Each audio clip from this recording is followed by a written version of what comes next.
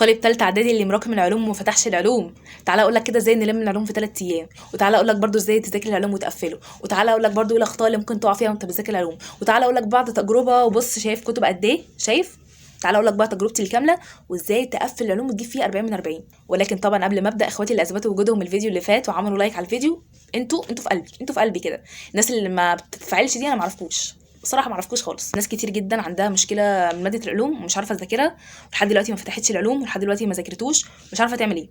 بص، عشان تذاكر علوم لازم تعرف ان العلوم حفظ وفهم مع بعض. يعني الطالب اللي معتمد بس ان هو بيقعد يحفظ علوم، انت مش هتعرف تقفل. طب الطالب اللي فاهم من غير ما يحفظ الحاجات الاساسيه، انت برضو مش هتقفل. فانت لازم تحفظ وتفهم مع بعض. لو انت ما ذاكرتش فانا كده هقول لك جدول يخليك تلم العلوم بس في 3 ايام. وفي فيديو تاني هنزل لك ازاي تلم المنهج كله في 10 ايام. استنى بس، انا بحضر لكم شويه فيديوهات كده عسل. المهم دلوقتي هتفتح الدرس بتاع اليوتيوب، شرح الدرس الفلاني، هتكتب اسم الدرس اللي عندك وهيظهر لك كذا مدرس.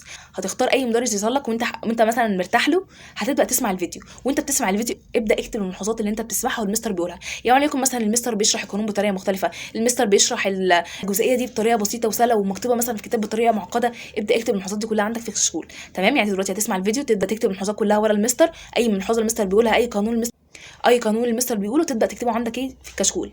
بعد ما خلاص ما سمعت الدرس بتاعك وكتبت الملحوظات ورا المستر، تبدا بقى تذاكر الدرس عندك من كتاب الشرح اللي معاك، ايا كان كتاب المدرسه او حتى كتاب الخارجي معاك. وطبعا غالبا انت معاك كتاب الامتحان.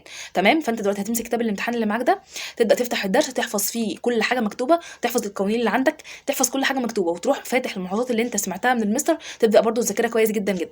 طيب انا كده خلاص سمعت وحفظت وكمان كتبت الملحوظات ورا المستر. الخطوه الرابعه مهمه جدا جدا جدا، ان انت دلوقتي هتجيب لي اسئله كتاب المدرسه. طيب انا مش لاقي كتاب المدرسه، انا مش عارف ايه. لما نزلت الفيديو اللي فات قعدوا كلهم يقولوا لي هنجيب كتاب المدرسه منين. نزلوا كتاب المدرسه PDF بتاع السنين اللي فاتت، يعني مش شرط السنه بتاعتكم، من على جوجل. تمام؟ مش شرط السنه اللي انتوا فيها، اي سنه هو نفس المنهج. تمام؟ نزلوه وحلوا الاسئله اللي فيه. والله بجد الاسئله دي اللي بتيجي في الامتحان. اديني قلت اهو ان في الفيديو اللي فات قلت لكم اسئله كتاب المدرسه هي اللي بتيجي في الامتحان، انت ما صدقتنيش. بعد ما خلاص حليت اسئله كتاب الامتحان معاك، طبعا اسئله في كتاب الامتحان، اطلع ايه، روح حلها. تمام؟ بعد خلاص ما حليت الاسئله انت كده زي الفل، كده انت ذاكرت الدرس بطريقه كويسه جدا. دي طريقه مذاكرتك لكل درس. طيب انا دلوقتي لما باجي اذاكر كتير انا بمل ومش عارف ايه وبزهق قوي من المذاكره، يعني ممكن مثلا يكون الفيديو مدته ساعتين وانا بزهق الصراحه. بص يا عم، احنا هنذاكر بطريقه البومودورو. ايه طريقه البومودورو دي؟ قال لك طريقه البومودورو دي ان انت هتذاكر 50 دقيقه وتروح مستريح 10 دقائق. يعني انت دلوقتي هتظبط التايمر او تبص في الساعه بتاعتك وانت بتسمع الفيديو مثلا او انت قاعد بتذاكر، هتذاكر 50 دقيقه. وعلى فكره الموضوع ده بيحفزك بشكل كبير جدا ان انت تقدر ان انت تبقى عايز تخلص ال 50 دقيقه علشان تقعد ال 10 دقائق ريست. تمام؟ فدلوقتي هتذاكر 50 دقيقه وتروح واخد 10 دقايق ريست. طيب يفضل 10 دقايق ريست دول ما تمسكش في الموبايل، لانك لو مسكت الموبايل هتقعد تقلب في الفيديوهات وهوب ولعبه وبابجي وفري فاير والكلام ده، وتلاقي نفسك ما ذاكرتش. فما تمسكش الموبايل، اتكلم مع اهلك، اتكلم مع اخواتك. يبقى انت دلوقتي عرفت هتذاكر ازاي وتحل ازاي وايه كمان افضل طريقه مذاكره بالنسبه لك. طيب دلوقتي بقى انا مراكم العلوم مش عارف المه ازاي. عايزه لك دلوقتي محتويات اليوم الاول اللي انت المفروض تذاكرها كمان بعدد الساعات. ده جدول اليوم الاول معانا. تمام؟ طبعا هذاكرها بنفس الطريقه اللي انا قلت لك عليها، تسمع الدرس، تكتب الملحوظات، تبدا تحل، وكمان كاتبه لك عدد الساعات كل درس. قشطه قشطه. ده محتوى تاني يوم حضرتك هتمشي عليه برضو في العلوم. تمام؟ هتذاكره بنفس الطريقه اللي انا قلت لك عليها. قشطه. طيب ده كمان محتوى تالت يوم حضرتك هتمشي عليه. يبقى انت كده هتخلص العلوم باذن الله في 3 ايام. طيب انا الصوره مش واضحه او السكرين مش ظاهر، انا هنزل لكم الجدول ده على جروب التليجرام. هتلاقوا جروب التليجرام في اول كومنت. تمام؟ ولو انتوا على تيك توك فهتلاقوا جروب التليجرام في البايو بتاع اليوتيوب. اوكي؟ في ناس كتير جدا بتسالني طب هل اصلا لو انا بدات دلوقتي هلحق ان انا الم العلوم او الم العربي والرياضه والحاجات دي كلها؟ انا حرفيا انا ما فتحتش المنهج، انا مش عارف اعمل ايه.